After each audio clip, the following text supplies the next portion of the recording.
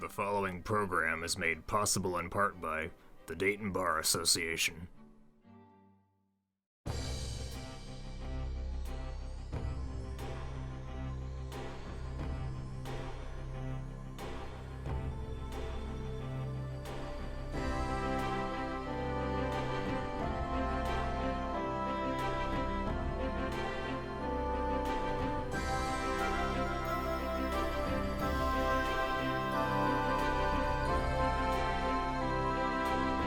I have a wonderful guest this evening, attorney and CPA Christopher Cowan.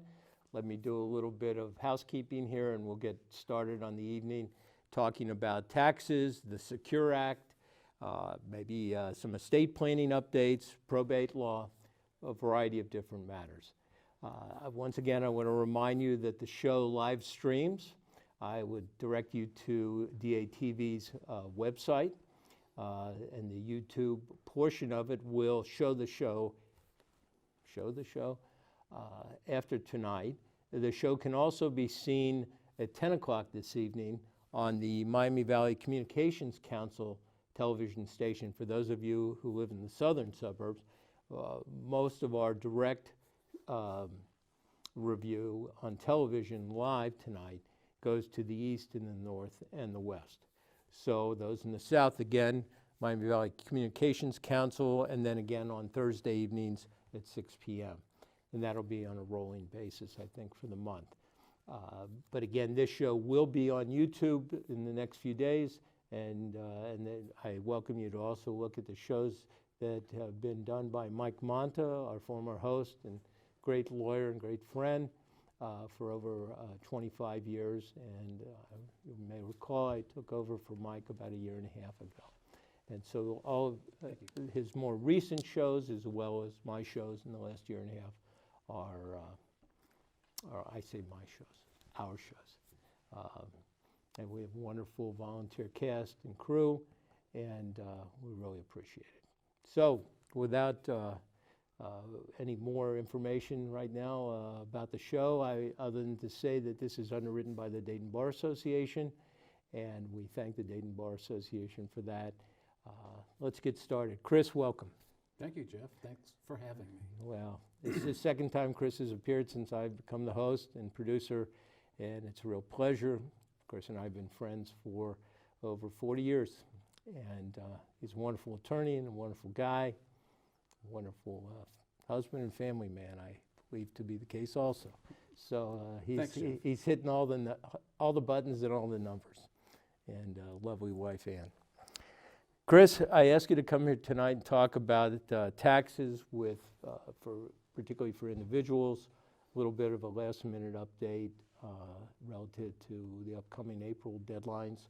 Also, you suggested, and I think it's a good idea, we talk about this new federal act called the Secure Act. But we can't go through the entire act this evening, but what we can do is focus on some points that might be of particular interest. And then hopefully we'll still have some time, do some estate planning updates and talk about probate law. I'm sure Chris will bring some points to bear that aren't on the little outline that he was kind enough to give me. As we go through the evening and different topics come up. And I encourage those of you who are interested to call in, interested in having a question of yours answered, and we'll do our best to take your call and get through as much as we can. Chris, let's talk about some of the tax updates that you have in mind for us. We can do that. Jeffrey, we can start maybe on one of the newer things, which is the Secure Act. As you mentioned, it's a federal tax planning financial act. And there's really some good stuff in here, Jeff. And there's really some good stuff for the self-employed person. And those would be people who would be eligible to put money into a self-directed IRA. And there's also people who have taken pension plans out of retirement plans, 401ks. They often roll those 401ks, as you know, into self-directed IRAs. And what we have is an expansion of what you can do as far as putting money in. That's very, very pro-taxpayer, because under old law, which finished up 12/31 of last year, you were barred from putting new money into a current IRA at age 70 and a half. So if you wanted to continue to work, and we have many people now working well past 70 and a half, and so those people who are working, self-employed people, they can put money into IRAs unlimited now as far as age. There's still limits on the cap. As to how much they can put in each year. Yeah, that would be if somebody is 65, they can put 7,000 in. If they're under, under 50. If they're under 50, it's 6,000. If they're over 50, it's 7. And if you have a spouse, you can add in for the spouse. So 7 and 7 for somebody over 50 is $14,000. And so those dollars can now go in if you're 70 and a half or older, you can continue making contributions to your plan. That's very, very Tax deferred. Tax deferred. You get a tax deduction. So if we're talking a marriage couple and 2 sevens are over the 50, they can put in $14,000. They get a tax deduction, and hopefully, you know, they're hoping downstream that maybe they're not in such a high tax bracket at that point, and they can take those dollars out at a lower tax burden. That would be the ideal situation. So that's very pro-taxpayer. Additionally, the old withdrawal date where you had to start taking money out of your self-directed IRA was 70 and a half. Okay, that has now been pushed out, not dramatically, but it's been pushed out to 72. So there's at least another year or so plus in there where you can hold those dollars in your deferred account and have it not come out to you. So you're deferring the tax. So it's a double bang. You're able to put more money in, and the money that come out is deferred, and you can have a situation where somebody's working and is past age 70 and a half. They'd be putting in if they wish, and they'd be taking out. It's almost a wash. So some of the tax penalties, if you will, for having the self-directed IRA have been mitigated. That's very pro-taxpayer. Okay. There is a catch, though, Jeff. Yeah, what the Lord giveth, the Lord taketh. There's right? always a little bit of a catch. There's always a little That bit was of my a question. catch. Okay. Generally, under old law, you could make yourself avail of what's known as a stretch IRA. You could give your IRA to a child or a grandchild. There were some restrictions, but generally speaking, they could take the distributions out over their life expectancy. So you could stretch the IRA past somebody's death. In other words, if I have an IRA and I die, that IRA isn't immediately taxed by the beneficiary. If I give it to a child, the child could use those dollars basically over their lifetime. That has been shortened. It's for almost all people now, not the spouse, but for other beneficiaries, it's basically 10 years. So there is a acceleration then of the tax, not for the person who set the IRA up, but for a subsequent beneficiary. Okay, now you, kind of under your breath, you said not for the spouse. The spouse Explain what you mean by yeah, that. the spouse can still inherit an IRA from a wife from a husband from a wife, and they can basically use their life expectancy. No penalty there. It would be an acceleration for a non-spousal transaction. So they use the life expectancy of the surviving spouse. There you saying. go. Yeah. Yeah, and so that has not been hampered or hindered by the new tax law. So I think most people are looking at it as pretty much overall good, because more money can go in. Yes, there's a little delay on the money coming out. And yes, there are some people who are going to be taxed maybe sooner on the IRA who are non-spousal people. But, you know, conceptually, the IRA was designed for the person who's working. IRS never really was thinking that it was going to be an estate transfer of wealth for other beneficiaries. That just kind of developed really through the use of the IRA, and it kind of just happened. And so they've sort of closed that up a little. So I think overall it's good legislation. Okay. And once again, we're talking about generally self-directed IRAs. Right, it'd be IRA. This is not a defined benefit plan. It's not something that would be through an employer like a school pension or a teacher's pension or a city employee's pension. Those are not in the mix. Now, if you would take that employment pension and would convert it to an IRA, which often happens, then you would be under the IRA rules. But as long as you're under the employer's plan, the new law isn't going to affect that. Okay, okay. Anything else about the Secure Act you want to talk about right now? I think those are the highlights. I mean, Okay. for most people, that would take care probably of the majority of their issues, how to get money in, basically, how to get money out, and what basically happens to the beneficiaries on someone's death. Okay. Now, I want to say to our audience, Chris does a very good job of explaining this, but like with all matters that we talk about on this show, this is here, or we're here and providing this information to the public, but this is not tax advice or legal advice that you should just rely upon in a vacuum. If you're going to take any action or rely upon any of the information you learn about here on the show, you need to talk to someone like Chris, who has a CPA license, as well as an attorney license, or just a CPA, or just an attorney, depending on what your questions are.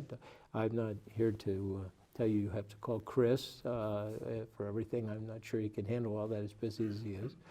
But you need an expert in these areas to help you with these things and to dig down deeper into this subject matter if you're going to take any actions. It's kind of a dangerous area of the law to try and work through on your own.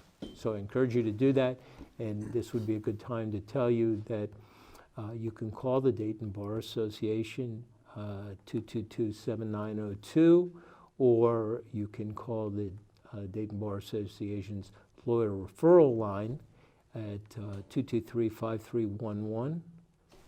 I'm not sure, Jeff, I'm sorry. Okay, no, I thought you had wanted to say something there.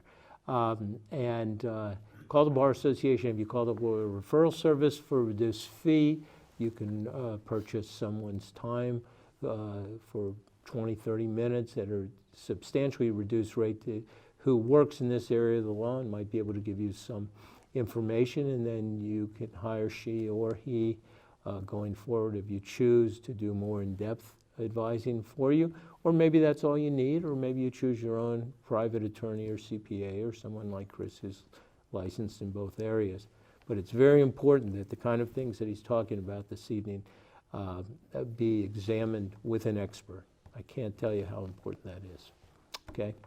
So with that in mind, let's get back to this a little bit. You were talking about some of the other tax updates, Chris, relative to maybe a child tax credit.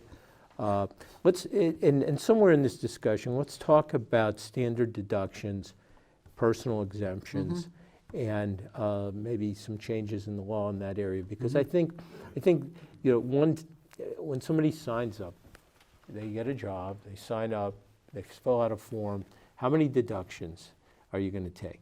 That's been the question that Human Resources has been asking, both in the public and the private sector, for time immemorial. How many? Okay, well, a person might say who's been hired, I'm married, I have 2 children, they're under 18 years of age. How many deductions can I take on my tax return? How much more money can I get now in each paycheck because I'm taking these deductions?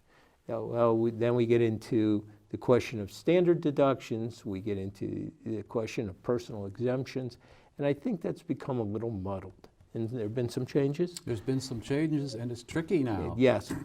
Tricky. It's all yours. It's tricky, Jeffrey, you're Okay. right. How many deductions? Mom, dad, a couple kids, throw a dog or two in there? And what do you, My dog, people know me, they know my dog's always protected. what do you come up with? That has been a problem, and actually one of the government's philosophical things, we don't have a new tax act this year. We had a new tax act last year, as you remember.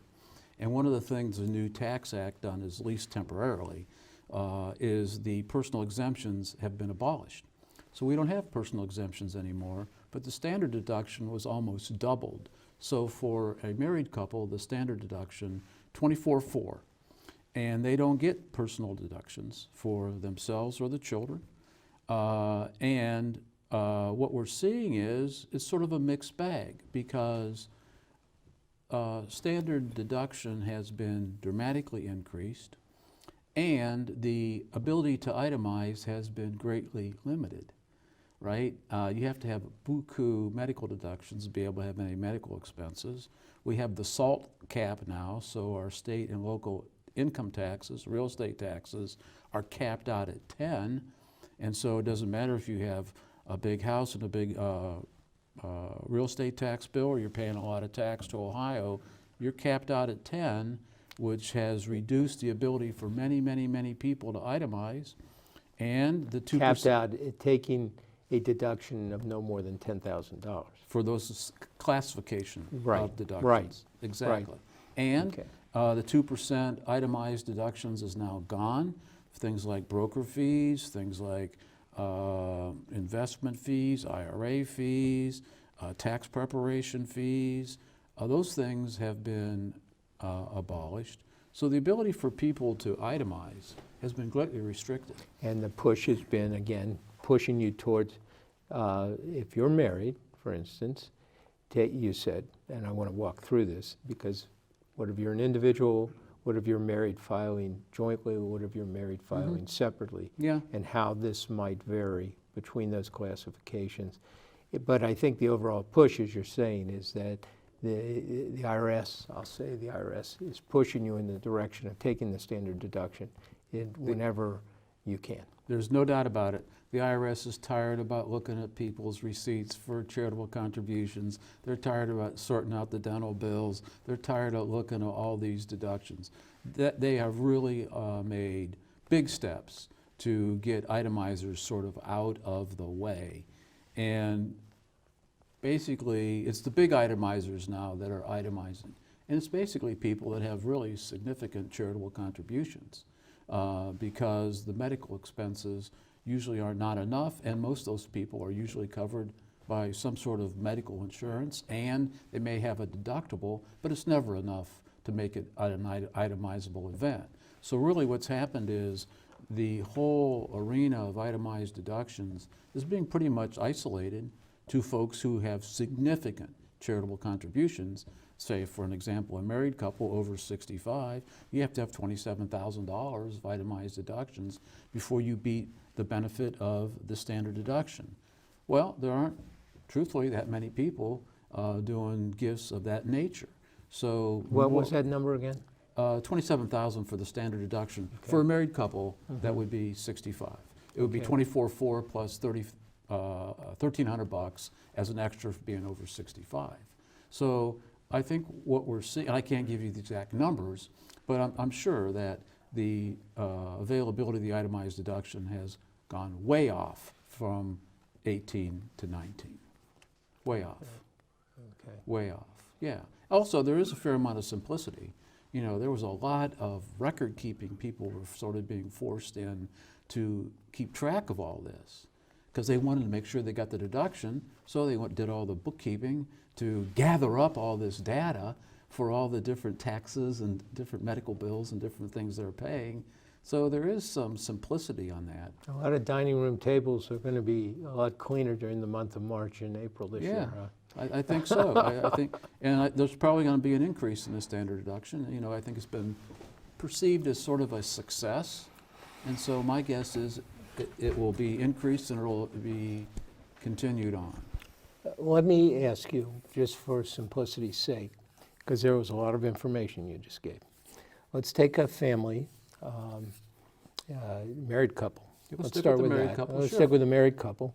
And the married couple has children, let's say they're 10 and 12 years old. Mm-hmm.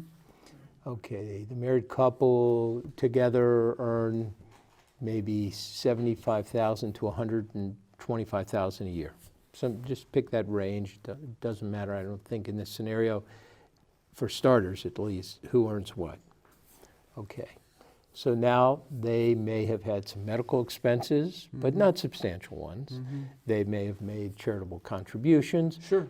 but which, whenever you're making those, I'll call them substantial, but in real dollars, maybe $2,000 at most. Sure. Okay, jointly. Now, they're looking at the situation now. They're no longer checking a box each year when they're reviewing their taxes as to how many exemptions they're taking. They don't have to do that? Okay, what about, I want to put on the side for a moment, what if they've done that previously relative to the receipt? Let's say they both work for someone else who is paying them and taking taxes out. When Sure. they get their paycheck, do they have to go back and tell them no longer take out any exemptions? We'll get back to that in a second. Yeah, that's okay, we can get there, sure. Okay. Easy But- peasy. But let's stay online. So they're earning in this range, they have 2 children. Based on what you've said, when it comes time to do their taxes, they're likely to do what? They're gonna take the standard deduction. Okay, and then- Because the standard deduction for those folks is gonna be 24,400 okay. and $24,400. Okay, I wanted you to say that Yeah, for yeah. people, just so they know what you're talking Yeah, about. and it sounds like with a couple of charitable deductions and a little bit of medical, and they're gonna be capped out no matter what their state and local taxes would have been. Could have been 50,000, but they'll be capped out at 10. So they have 10 plus 2 plus a little bit of medical. They're way under. So if they file jointly, their standard deductions will total 14, 20, 24,400. 24,400. 24,400. If they're married and they file separately, how much can each of them take? They'll take one. Yes. They'll take one, but then that gets us into, there's a little bit of penalty in the tax tables for married filing separately. You have Okay. to allocate everything off. Okay, You know, you have to do a separate tax return. right, For the vast majority of people, it just does not makes sense. make sense. Okay. There's maybe only one in a handful where it makes sense to break it out. And oftentimes, this gets us into liability for taxes. Oftentimes, where it really does make sense is when a spouse may be a little concerned about the reporting of the other spouse. Okay, And they would file a separate return, because once you file a separate return, you're not jointly and severally liable for the debts of the you other spouse. become what I think the term used to be, maybe still is, the innocent spouse. Yeah, right, the innocent spouse. And Okay. sometimes the innocent spouse is a little nervous. So that is often one of the major hoops to think about before you file a joint return with somebody. Okay, But Okay. that's a little bit of an oddball situation, but it happens occasionally, and sometimes spouses wish to avail themselves of that. okay. And back to then what we're talking about, an individual, an unmarried individual, what happens in that scenario? Unmarried? Yeah, as far as what, They would have the same sort of situation. what would be They- their standard deduction? It'd be 12,200. 12,200, half 12,200. of that 24,400. Yeah. Okay, Yeah. 12,200. And so they'd have their own Okay. interest, dividends, whatever Okay. commissions, W-2, whatever Okay. they would have, and they'd have to work through it that way. Okay. And it would be a standalone return with Okay. that, with those fact patterns. Now, people will listen to us, according to our dear friend Mike Monta, and we've had callers and people in other states have called in. And I always make the statement that particularly if you live out of state, the law in your state may not be the same as it is in Ohio. We've been talking primarily about federal law now. Federal law would be the same. But still, federal law may be uniform, but there may be some nuances depending on what the subject matter is. But state law can vary quite widely from state to state. But if someone is calling in now relative to issues of who is married and who is not married now, Yeah. and changes in the law and so forth, with the changes in the decisions in the United States Supreme Court and so forth, what we're talking in now apply across the board. If you're married, you're married. You're married. You're Okay, married. Good. Federal Okay. law prevails. Okay. So, Okay. Very good. no doubt there. Okay, and I want folks to hear that. Okay, let's go back to the question I had about, so you're working, you're that couple, one or both of you filled out a form, I can't recall what the number of the form is that you would fill out with your human resources person, where you're listing your deductions. Yeah, it's usually a W-4 or W-4, something. Yeah. okay. So that W-4, you may have taken 2 deductions. Yep. Maybe you said, well, I'll pay some tax now. I don't want to be surprised and have too big a number later, so I'll pay some tax now and I'll pay some later. Okay, do you have to go back to HR? Do you have to go back and say, don't take The that? tables have all been recalibrated, and there may be somebody, if obviously, if the standard deduction is, really a sweet thing for somebody who has no children or a small number of children, but obviously there's people out there with 8, 12 children. That is a little bit of a game changer, because those folks with really large families are most likely not winners with the increased standard deduction, because they've lost all these personal exemptions. Those folks definitely need to talk to their employer and make sure that they're not being over withheld. Yes. Not being Okay. over withheld.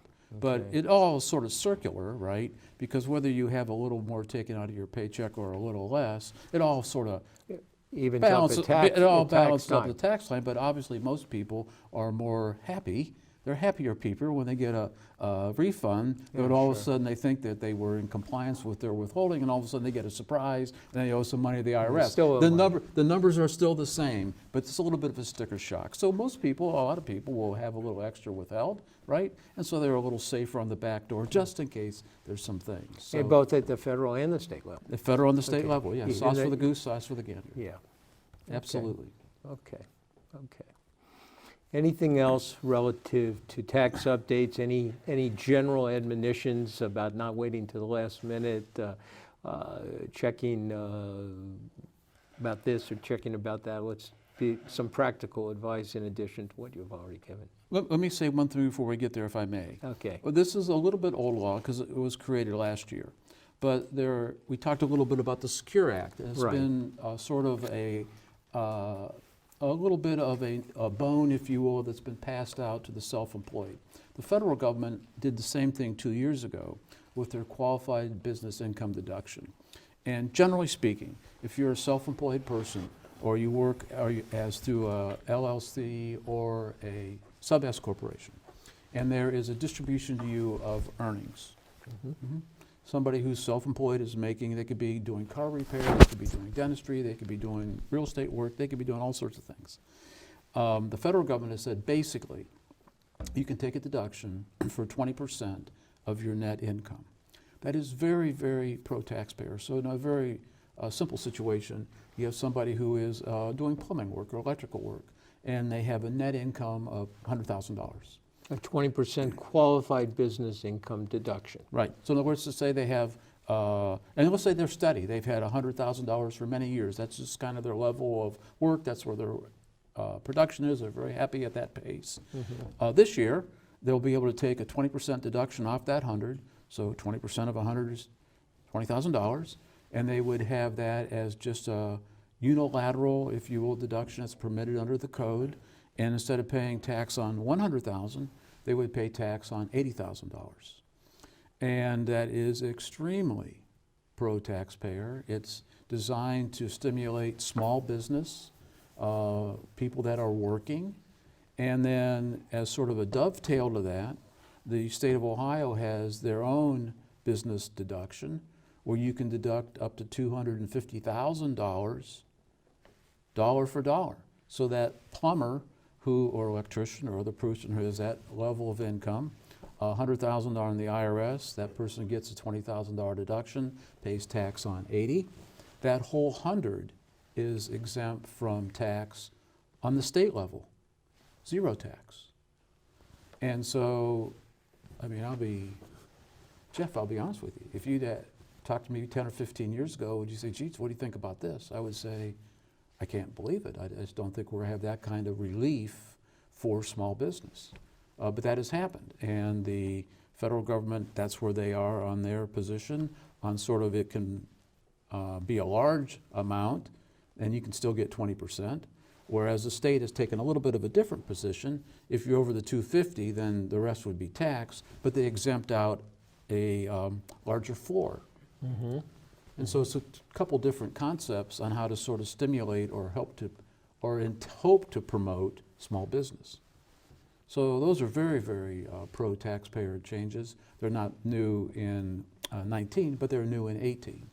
At least the federal one was. Okay. So Secure Act is new in 19. the Secure Act applies for transactions after 1/1/2020. Right, but it was enacted. It was enacted in 19, yes, sir. Yeah. Yeah. Well, So I'm glad we clarified. those are all, you know, These are not like, tax loophole things or No. things that are hidden in the tax code. No. They're pretty clear, they're pretty usable, and they're definitely friendly to the taxpayer. And unlike what we talked about earlier about the Lord giveth and the Lord taketh on a few things, when you, relative to, for instance, the standard deduction increases, but no personal exemptions. Yes. Here, what you just talked about, relative to the 20% qualified business income deduction, here, there's no, now for the rest of the story, no Paul Harvey on that. Yeah, right. Right now. Right now, right now it's good, and same with the state. Obviously, these things can be changed depending on revenue needs and what's going on in the political arena, but there's no, I'm not aware of any pushback to eliminate these. Okay. Let's jump ahead, and then maybe we'll move into the area of talking about estate planning and probate a little bit. Sure. We still have over 20 minutes here, so I think we'll have time to talk about that. Talk about, as you put in your outline, no estate tax, and let's just explain to the public what that means and under what circumstances. Sure. Well, we've been talking about income tax. Right, and Okay. that's why I wanted to move to Right. that, but that's a good point that you make.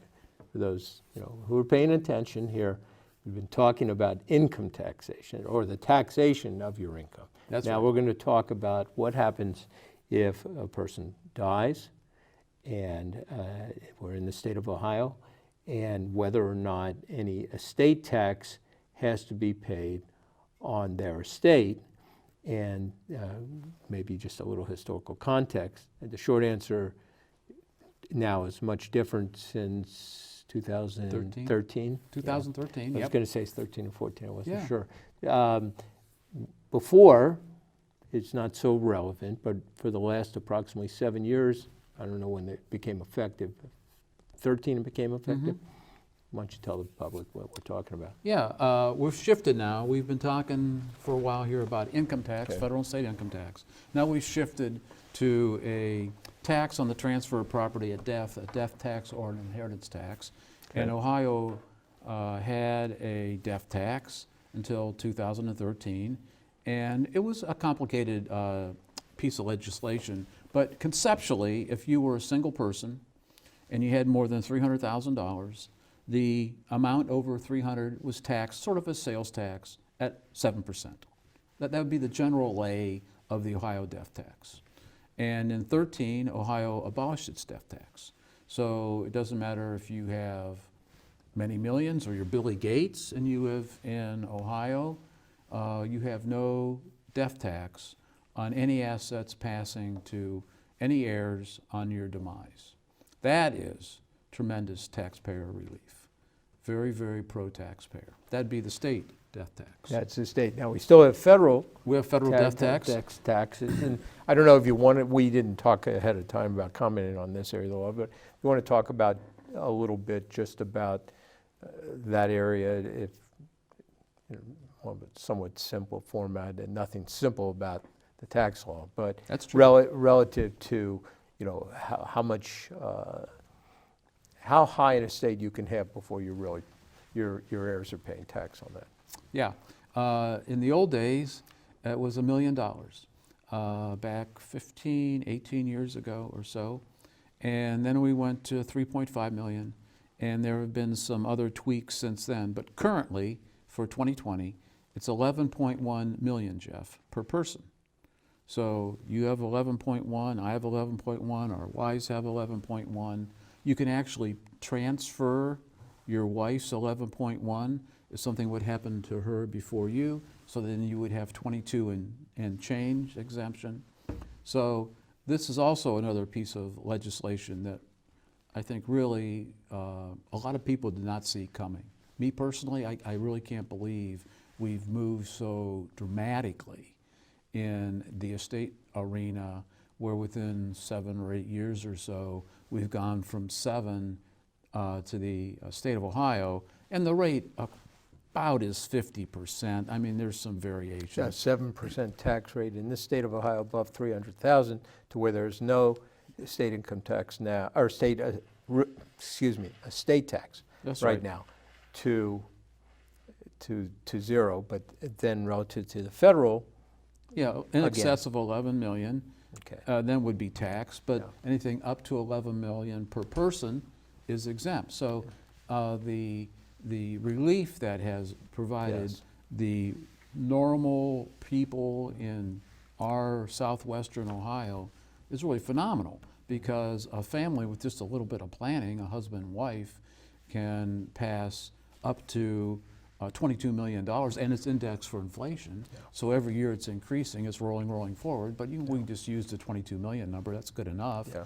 And so there are plenty of families in our region that are well under 22 million. And even if you're over 22 million, there's other planning tools that are available out there that can be expanded. So as a general statement, you can say for the average person in our area, there is no federal or state death tax. If you live in Ohio, you get the benefit of no death tax, and no matter where you are, you get the benefit of the federal exemptions. So, and just, I would prefer not to have any calls, okay, thank you. I prefer not to have any calls from people who say, well, gee, Jeff, you're just talking about, thank you. We're just talking about the 1%ers so that we hear about in the news and everything like that. What Chris has been talking about applies to folks who may die with an estate of $500,000, $750,000, or $150,000. Okay, it applies to those folks too, that there will be no estate tax, federal or state estate tax on their estates. So it may provide a larger benefit to those who have more in their estate when they die than those who have less, but it is neutral in the sense that it applies across the board up to the $11 million limit that Chris talked about for an individual. And I think that's important. Yeah, that's right. But you know, there were many people for years that were still exempted out under the federal law, but were paying a significant amount of tax to Ohio. Under the state law. Yeah, under the old Ohio death tax. And that's a very, very good point, because when the exemption was $1 million, okay, there were still probably talking about it, maybe what, 80% of the public, 70% of the public, whatever that number might be. But up to that million, people were exempted. But then you get back over 300,000 under state law, and you're paying roughly 7%, and let's say the estate was $600,000, talking about $42,000. You're talking some money. Yeah. So it's been very good for the public in general as far as ease of planning, transfer of assets, not having to design sophisticated estate planning instruments to try to capture various exemptions and credits. So there's been a tremendous savings in time and in tax. Okay. And across the board, hopefully that helps all people, not just those who are at the 1%.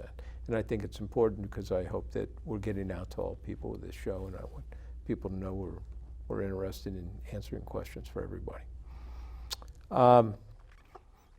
Let's move along on that, Chris. If there's any other admonitions or advice you want to give relative to anything that can still be done before roughly April 15th. That was always the magic date. It never necessarily falls on that date anymore. Yeah, well, you can extend your taxes, but to your earlier discussion a little bit, Jeff, one of the biggest things you can do to save yourself some headache is when April 15th comes, either extend your tax return or get your return filed. I know a lot of people will say, oh geez, I just can't get it done. Next thing you know, they don't extend, and then they're past the April 15th date. Some of the worst penalties are for not filing your return. IRS is actually fairly kind in perspective by filing and not paying.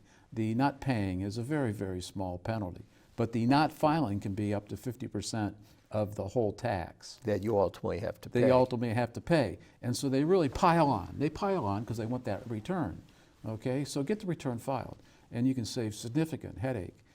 Yeah, you may have some interest to pay on the tax, or maybe a little penalty for not filing or paying the whole tax, but the big boy penalty is the penalty for failure to file.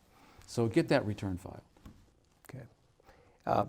How does that play out? If you can just take a minute or two and explain how that plays out for the person who might be trying to do their own taxes. Yeah. How do they file for an extension? A particular name of the form? Yeah, it's 4868. 4868? All you have to do is sign it, mail it in, automatic extension. You have no obligation to give a reason. There's no reason to give, there's no reason to give a reason. All you have to do is file it. You get until October the 15th of that year. And so you have, 6 months to get the return done. You do owe the tax. And possibly right? some interest? And you're going to get some interest for sure. But and no but you're not going to get a failure to file penalty if you file by October 15th after the extension time. After the extension. So first, you're not going to get a penalty if you file the April 15th extension. I don't know if tax day is April 15th this year or not. It could be the 17th. So don't hold us to that. Know the tax date, the filing deadline. I'm talking. I think it's the 15th to our viewers. Okay, fine. I'm pretty sure. Okay, but it's the 18th is a Saturday. Okay, but it's not always, right? And oftentimes it ends in the Saturday or Sunday, so you get the next day. Sure. Okay. So, but don't wait till the last minute if you're going to do that. But remember that you will accrue some interest on the tax that you have to pay, right? That's right. And then October comes around and you haven't paid by then. Don't ignore that. You have to have something done, get it filed by October, or under some circumstances, can you extend again? They have to be very hardship things. It's almost impossible. Out of the country might help. But what I was going to say, Jeff, is there's a lot of free things that can be done also. University of Dayton has a free tax clinic. The bar has has free tax services. There are other organizations in town that will help you with some free services. So you can go on the internet. I can't tell you all the free folks in town that will help you with the tax return. The VA, I believe, also has some assistance for vets. And so if you're in a pinch financially, depending on how sophisticated and complicated the tax return is, but many sort of simpler tax returns qualify for these assistance programs, and you should definitely look at those. And the people doing the returns are qualified, they're trained, they're supervised. They're very competently prepared tax returns. So I'm a believer in that for a lot of folks. Well, that's very important, and I'm glad you mentioned that, because I was affiliated with an organization here in town for a number of years, and they had a wonderful person who headed that up, and folks from the community this was a community center, and folks in the community come in and get tax advice at little or no cost, and it really helped encourage people to file and not ignore their obligations and get the extensions if they needed that. And I think all around the city, if you're affiliated with some type of organization of that nature, there's a community center in your community, and particularly within the city of Dayton, you can look for on their websites, you can see if they provide tax relief assistance, that type of thing, or tax assistance, really, preparation assistance, not so much tax relief. I don't want to suggest that per se. But I see there's a difference between getting tax advice and getting your returns filed and maybe getting financial assistance. That's a whole different subject. Yeah. One more thing too, Jeff. If some folks are pretty good with the computer and software, TurboTax, I know plenty of people who are very successful and satisfied with the TurboTax. I personally have never used TurboTax, but I know it's out there and it's a total legit service. You have to buy the TurboTax program, obviously, and have the ability to access it. But that's another way to get the return done at a reduced. at a modest price. Right. Okay. Super. Well, let's shift some of our discussion, Chris. Unless there's something else you want to add on the subject of taxes specifically, let's talk about some of the basics of estate planning. I think that's always important. We talked about that last year when you were on the show. One of my other guests talked a little bit about estate planning. And I think it's always a good idea to refresh people's knowledge, recollections about what we're talking about when we say, do you have a last will and testament? Do you have a financial power of attorney? Do you have a living will? Do you have a health care directive? This type of thing. So why don't you talk about those a little bit? Sure. Jeffrey, everybody who's a 18-year-old person living in Ohio should have 4 things. They should have financial power of attorney, medical directive, living will, and a will. The first 3 only work when you're living and breathing. And we have 3 different instruments in Ohio. They're not 1, they're not 2. They're 3 separate things. The financial power of attorney is only for writing checks, paying bills, dealing with creditors, signing a tax return, talking to an insurance agent, talking to a financial planner. It would, if I was going to put together a financial power of attorney, I could name Jeff as my agent. If I would be in the hospital, if I'd be sick, if I was in a car wreck, if I was unable to handle my financial affairs, Jeff could step into my shoes and he would seamlessly then take over my financial affairs, and that would continue until I either pass away or I would be clear. Okay? That'd be the area of finances. Ohio divides an agency into, if you will, normal, routine health decisions. And I could do the same thing. I could name Jeff to be my agent for medical purposes, and if I would slip fall, if I'm in a car wreck, I am in the hospital, the doctors would talk to Jeff. What care facility, what doctor, do I get an operation, do I go home, do I need to go to a nursing facility? Jeff would make my decisions for me as if I was there making them, but I'm not clear enough to do them, so Jeff would be making these. Ohio in 91, in addition to those 2 instruments that we've had for many, many years in Ohio, enacted the living will provisions, which allows an agent to coordinate with the medical team to decide whether medical treatment will stop or whether medical treatment will continue, and it gets into brainstem injury and quality of life and what medical options are available depending on that particular medical situation. So we have 3. Financial power of attorney, medical directive, living will, and they would work only while I'm living and breathing. That's very important. These are pre-death documents in terms of the usage of those documents, how they apply, how they're used, how they're received, recognized by banks, and in a variety of contexts. People hear the term durable power of attorney as opposed to financial power of attorney sometimes. Why don't you explain that, and also meant the term attorney in fact. Okay. Okay, sure. Okay, because I think that's a confusing term for some people. Attorney in fact means that you have named somebody to be your agent. It usually is under a financial power of attorney. So I would name Jeff to be my attorney. He'd be my attorney in fact. But it doesn't matter whether that person is an attorney or not. They do not have to be an attorney. No. That is just a term from probably common law, I would imagine. I never looked that up. I never researched where that came from. But it's a term that's used in documents at times, and there are a lot of old documents still out there. I would say the majority of people are not attorneys Yes. who act as agents under a financial power of attorney. The person clearly can be attorney. It's absolutely not a requirement. Before we get into talking about your last will and testament, and if we have some time, a revocable trust here, just the basics of both of those. Let's talk about the problems that can happen when you have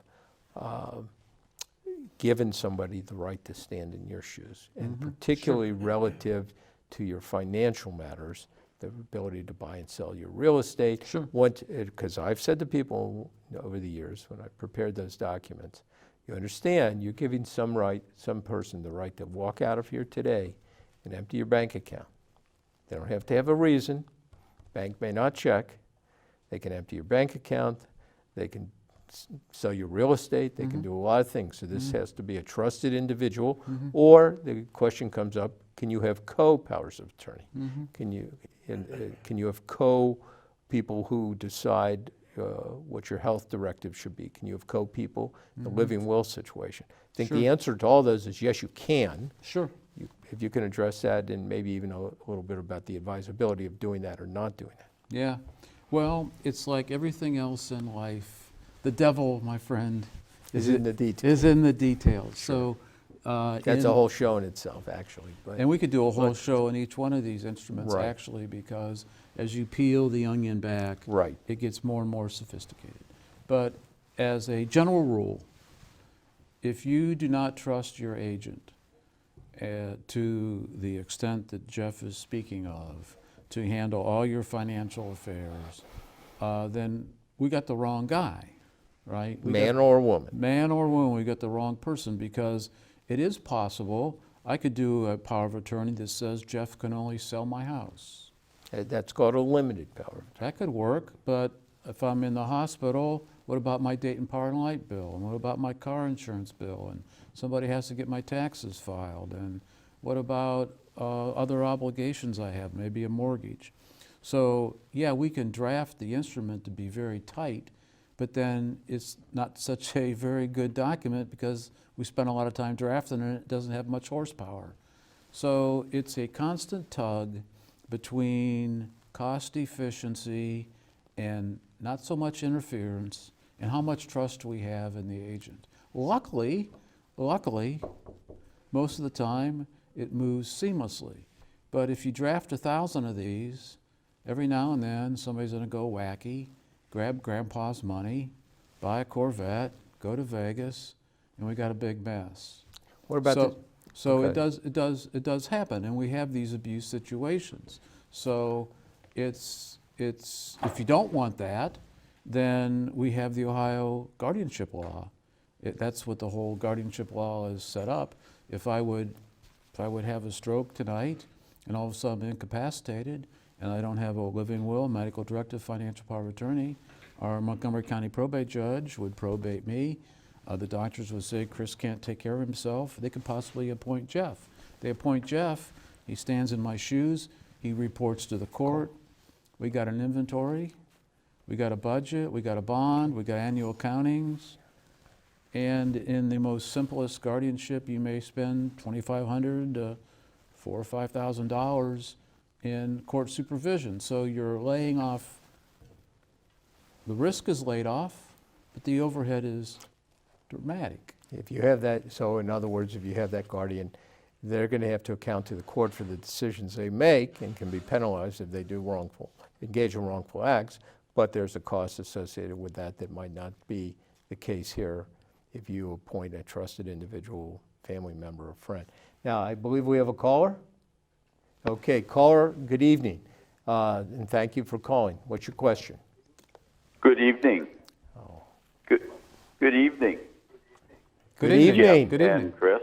Good evening.